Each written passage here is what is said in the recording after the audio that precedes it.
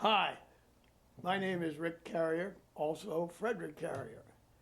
I'm a writer. I've written 4 books. First, I wrote the first book on how-to books at that I'm talking about. I wrote the first book on skin diving. And then the second, that was before any books were written about it. And it did very well. Then I wrote a book on hang gliding. That's another one that did very well. Then I wrote a book on flying airplanes that are made out of these little Rotax engines like lawnmower motors called ultralights. That was good. But the one that really paid off was one called Super 8 Filmmaking for Beginners. And in that book, I showed of how to make movies just with your Super 8 camera. And guess what?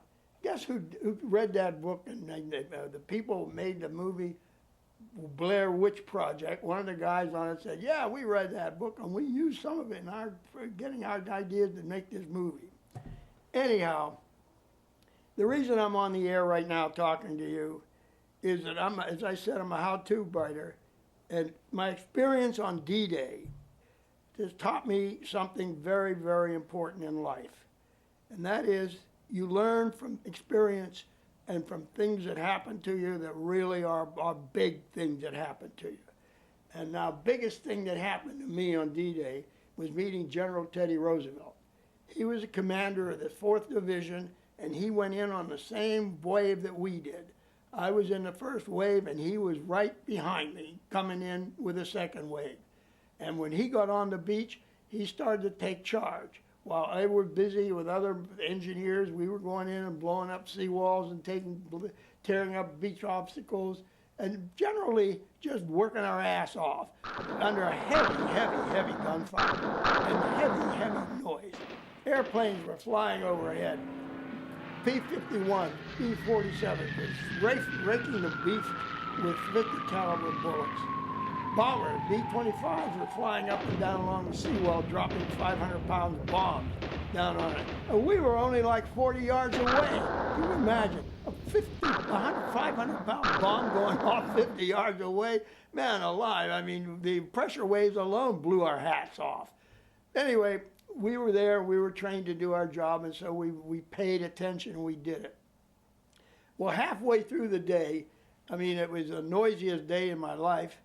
I had taken my job down and I had blown up these beach obstacles. You probably saw them in the Saving Private Ryan, the big steel hedgehogs looked like jacks. People were hiding behind them. My job was to blow those up so when our boats came in, they wouldn't get stuck on them and get torn up. Well, anyway, I finished that job and I was waiting to blow a big 50-foot gap in a concrete seawall so that our trucks, artillery, and infantry tanks could get through, get inland and go after the Germans. And I looked around and I saw General Roosevelt walking up and down, hitting his guys on the helmet.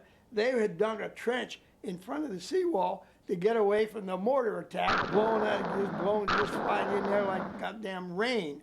And I suddenly looked up and there was the general looking down at me behind his gun. And he said, "Genie," that's what he called engineers. He said, "Could I have your canteen there?" He said, "I'm thirsty," and I didn't bring mine with me. Now, I had 2 canteens on my belt. One of them was water, and the other was straight rye old Overholt whiskey. And I remember on deck of the ship, he had passed a bottle of old Overholt down to us before we landed, going down the landing nets. And everybody really felt like him a lot for that. So anyway, I reached back and I grabbed the canteen and handed it to him. And he took the cork out and leaned it back and he went gulp, gulp, gulp, gulp. And then he looked at me and he took another gulp and he handed it back and he said, "Soldier," he said, "you keep carrying canteens loaded like that and you're going to become a general." I said, "Yes, sir." He said, "Now let's get up here and take a look at this minefield you got to take us through." So we scudded up the side of the sand dune on our bellies and looked over because there were still Germans back by the trees shooting at us with rifles. And we didn't want to make a target for those guys. And the general leaned over the sand dune and looked down in, and there was a big flooded fields behind the seawall. And he said, "You see that paratrooper laying down there? And he's dead." He said his chute's out in front of him, he's laying in the water. I said, yes, sir, I see it. He said, well, why do you suppose he died? I said, General, I said, he died like like we are if we were unlucky. He said, no, no, no. He said he came in here and he dropped from the sky to get in here to free this country of Nazis who had stolen the life and stolen France from the people. So he came in here like you and I are here to give freedom back to the French because the Germans come in and stole this country from them. And we're right here to give it back to them. Do you see what I mean, soldier? I said, yes, sir. He said, well, that's the case. So he said, now, what are you going to do about us getting through here? I said, well, you see the minefield in front of us, General?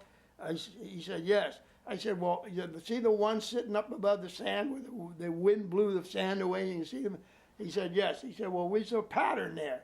We see the pattern of the mines. What we're going to do is mark those mines with white ones for anti-tank mines and yellow ones on the end of a long rod, the yellow with tags on it so that you'll know that's an anti-personnel mine. So we're not going to try to disarm them because that would take too long. You'll be able to walk through them. You'll follow us, and then you'll be able to have your troops walk right straight through it. All in the guy, and all they got to do is step aside between those signals there, the white or the yellow. And that's it, General. So he says, okay, let's get the boys up here and take my guys through. I said, yes, sir. So anyway, that was the end of that moment. I mean, but there were a lot more happened that day, and I'll tell them to you later.